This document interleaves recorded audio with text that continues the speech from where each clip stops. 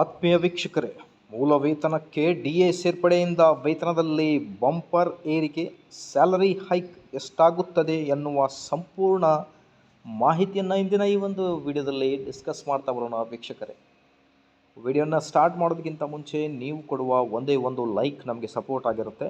ದಯಮಾಡಿ ವಿಡಿಯೋನ ಲೈಕ್ ಮಾಡಿ. ಮುಂದೆ ರಾಜ್ಯ ಸರ್ಕಾರಿ ನೌಕರರಿಗೆ ಮತ್ತು ಕೇಂದ್ರ ಸರ್ಕಾರಿ ನೌಕರರಿಗೆ ಸರ್ಕಾರದಿಂದ ಬರುವ ಎಲ್ಲ ಆದೇಶಗಳ ಬಗ್ಗೆ ಮಾಹಿತಿಯನ್ನು ನೀಡಲಾಗುವುದು. ಹಾಗಾಗಿ please like, share and subscribe to my channel. ಹಳೆಯ ಮೂಲ ವೇತನವನ್ನು ಫಿಟ್ಮೆಂಟ್ ಅಂಶದಿಂದ ಗುಣಿಸಿ ಹೊಸ ಮೂಲ ವೇತನವನ್ನು ನಿರ್ಧರಿಸಲಾಗುತ್ತದೆ.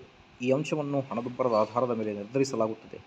ಅಂದರೆ ಪ್ರಸ್ತುತ ಆರ್ಥಿಕ ಪರಿಸ್ಥಿತಿಯನ್ನು ಪರಿಗಣಿಸಿ ಇದನ್ನು ಲೆಕ್ಕ ಹಾಕಲಾಗುತ್ತದೆ. ಉದಾಹರಣೆಗೆ 2016ರಲ್ಲಿ 7ನೇ ವೇತನ ಆಯೋಗ ಜಾರಿಗೆ ಬಂದಾಗ ನೌಕರರು ಶೇಕಡಾ 125ರಷ್ಟು ತುಟ್ಟಿ ಭತ್ಯೆಯನ್ನು ಪಡೆಯುತ್ತಿದ್ದರು.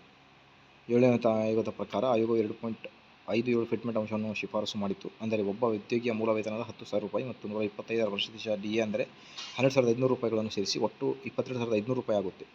ಇದನ್ನು ಶೇಕಡಾ 14.27ರಷ್ಟು ಹೆಚ್ಚಳಕ್ಕೆ ಸೇರಿಸಿದರೆ ಹೊಸ ವೇತನ 25,700 ರೂಪಾಯಿ ಆಗುತ್ತೆ.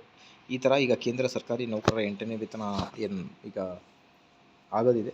ಹಾಗಾಗಿ ಅವರ ಕುರಿತು ಇದು ಒಂದು ಲೇಟೆಸ್ಟ್ ಅಪ್ಡೇಟ್ ಆಗಿರುತ್ತೆ ನೋಡಿ ವೀಕ್ಷಕರೇ. ನಮ್ಮ ರಾಜ್ಯ ಸರ್ಕಾರಿ ನೌಕರರು ಕೂಡ 2% ಡಿಎ ಏನಿದೆ ಕೇಂದ್ರ ಸರ್ಕಾರಿ ನೌಕರರಿಗೆ ಆಲ್ರೆಡಿ ನೀಡಲಾಗಿದೆ. ಹಾಗಾಗಿ ಆಲ್ರೆಡಿ ನೀಡಲಾಗಿದೆ ಅಂದರೆ ಅನುಮೋದನೆ ಮಾಡಿದ್ದಾರೆ. ಆದೇಶ ಬಂದ ಮೇಲೆ ನಮ್ಮ ರಾಜ್ಯ ಸರ್ಕಾರಿ ನೌಕರರು ಕೂಡ ಆದೇಶ ಬರಲಿ, ಆದಷ್ಟು ಬೇಗ 2% ಡಿಎನ್ನು ಮಂಜೂರು ಮಾಡಲಿ ಅಂತ ಹೇಳ್ತಾ ಈ ಒಂದು ವಿಡಿಯೋನಲ್ಲಿ ಕಂಪ್ಲೀಟ್ ಮಾಡ್ತೀನಿ. Thank you friends.